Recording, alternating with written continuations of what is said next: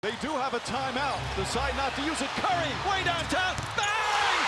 Bang! Oh, what a shot from Curry! What's up, everybody? My name is Ethan. This is Courtside TV. If you're new, don't forget to subscribe, and let's get into it. So, this is something that I never thought that I would be saying even a season ago. And as far back as 3-4 seasons, the Rockets have been the team that I have hated the most in the NBA. And now I'm ready to say that the Rockets are one of the most fun teams to watch in the entire league. And that is crazy because it's just a testament to how quickly things can change in the NBA. You guys know that I am a Warriors fan, and as a Warriors fan, we've had somewhat of a rivalry with the Rockets in recent years. There was the moments when I definitely thought we were going to lose, going down 3-2 in that Rockets series. Chris Paul gets hurt. They missed 27 threes in a row. You guys all know the story, right? And it had been that way. You know, there's been a rivalry where the Warriors have beat the Rockets in the playoffs, like 4 of the last 5 seasons or something like that. Like they always kind of run into each other, and the Warriors being kind of the one main reason why the Rockets never won a championship during the James Harden era. And I always found their style of play to be annoying. I've never really loved James Harden as a player with all of the foul drawing and the huge, like, let's just take a ton of threes and nothing else, and like the Mike D'Antoni philosophy and Daryl Morey's moves as GM, which I actually like Daryl Morey as a GM, but some of the players on the roster that I didn't really like, and Tillman Fertitta as an owner I don't love. So there's a lot of stuff going into me and the Rockets and having a sort of a disdain for the way that they've played basketball over the last 5 years. Whereas now it's completely flipped. They have obviously undergone some major changes over the past off season. And this is a brand new team, and they have very, very quickly become one of my favorite teams to watch.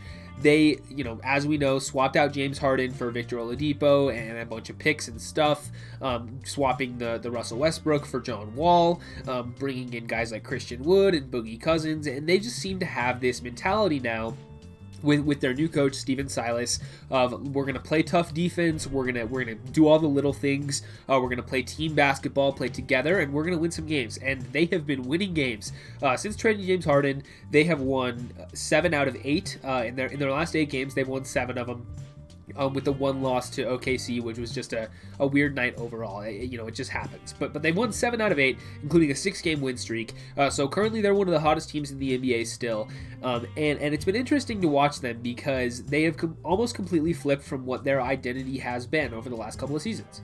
And I absolutely love it because prior to the season, it was just like when it comes to predicting what the Rockets were going to be like this year, it was kind of just throw your hands up and throw a dart at the wall, and you'd have a better chance of predicting than using any educated guess, because we didn't know if they were going to trade James Harden, if he was going to buy in, if he was going to pout the whole time, what they were going to get back for him, all that stuff. Now that they actually have their team, and presumably this will be their team for the rest of the year. Maybe there's an Oladipo trade in the cards at some point, but for the most part, a lot of these guys that are on the roster right now probably will be there at least up until the deadline and probably through the end of the season. So this is what the Rockets look like, and I'm comfortable saying that they're definitely a threat to make the playoffs in the Western Conference, and maybe one of those play-in games, but I think they're right there in the mix with all of these teams in the middle of the conference. As we know, things are incredibly bunched up between like 5 to 12 in the West right now. The Rockets are absolutely right in the mix with all those other teams, especially after the moves that they've made. With the current roster they have, they're definitely in that conversation. They play tough. I know that Christian Wood went out with an ankle thing, and they're concerned that he'll miss some time, which sucks because he's been having an awesome season, but I want to just go over their players. Like Boogie Cousins looks like he is at least a serviceable player now. He's still not ever going to be the guy that he was prior to the injury. That's why he's on a minimum deal this season rather than a max, but Boogie Cousins can certainly contribute to a winning basketball team at this point in his career, as can Victor Oladipo, who is also coming off injury, has also been traded multiple times in his career, and he's a guy who multiple teams have given up on at points during his career, and so it does look, it feels good to see him playing well in a place that traded for him and wanted to bring him in. John Wall is a guy also coming off injury who has, sort of not played in 2 seasons and has really had a better than anybody expected expected to start this season, right? He's been playing super well coming off that injury. It's good news seeing him playing this well off of this Achilles, because Kevin Durant has also come back strong from his Achilles injury. John Wall gives me hope for my guy Klay Thompson. Hopefully he can, pull off a similar comeback and be able to come back at full strength whenever he's able to return to the court. But seeing John Wall back and playing well is also something nice to see. You have guys like Eric Gordon. Eric Gordon is playing the best defense of his life. He's completely bought in on that end. Jayshawn Tate is one of my favorite rookies in the league. He's also a guy who plays tough defense. He hits timely shots. He's really, really fun to watch. Even up and down the roster today, like David Nwaba playing well. They've got tons of guys on this team who I think they play well. They play together as a team, and I really like Stephen Silas as a coach. I think he has all these guys completely bought in. I think especially after what happened with James Harden, I think a lot of these guys kind of saw that, and they were like almost wanting to stick it to him, like stick it to Harden and stick it to the guys who quit on them, because now they're all together, and these are the guys that they're going to war with, and they're ready to play, and they've come out and been ready to play every single night.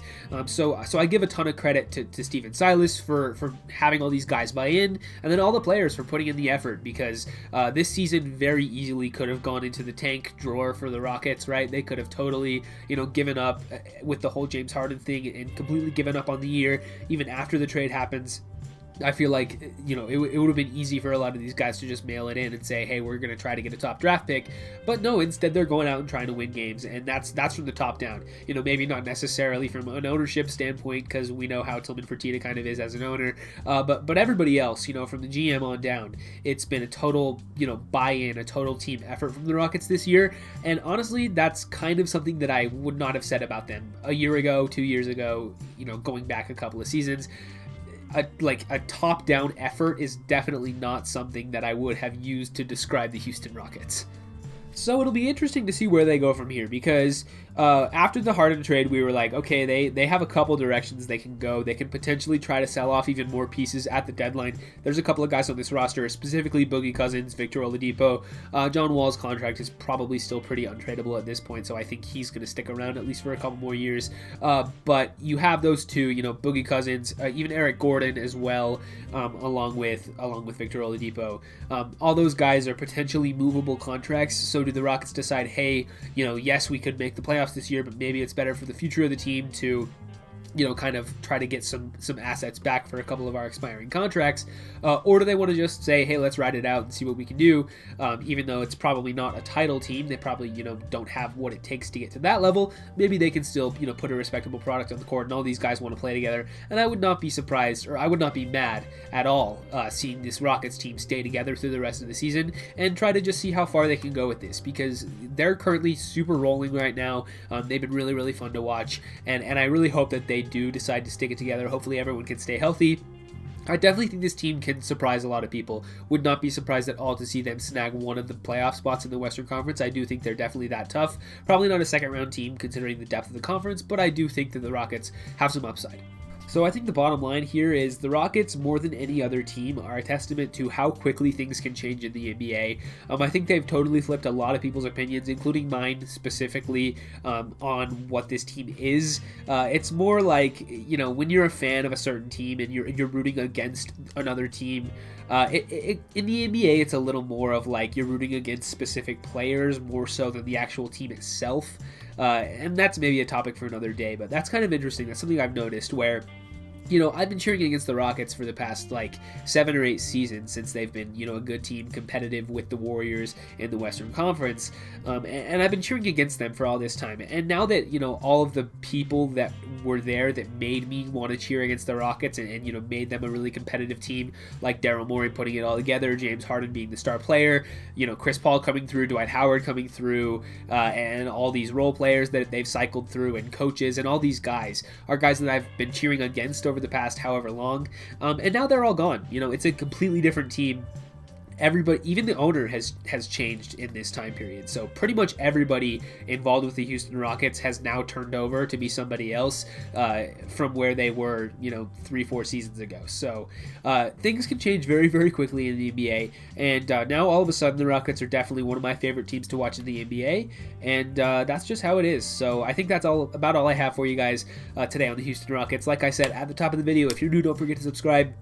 Leave a like, ring the bell if you want to. Leave a comment letting me know what you guys think about the Rockets. Can they make the playoffs in the West? Are you having as much fun watching them as I am? Because this team is awesome, and they play well and they play tough, and we don't see that as much in the NBA as we probably should. There's teams that are giving a full team 100% effort every single night. But yeah, with all that said, I will see you guys in the next one.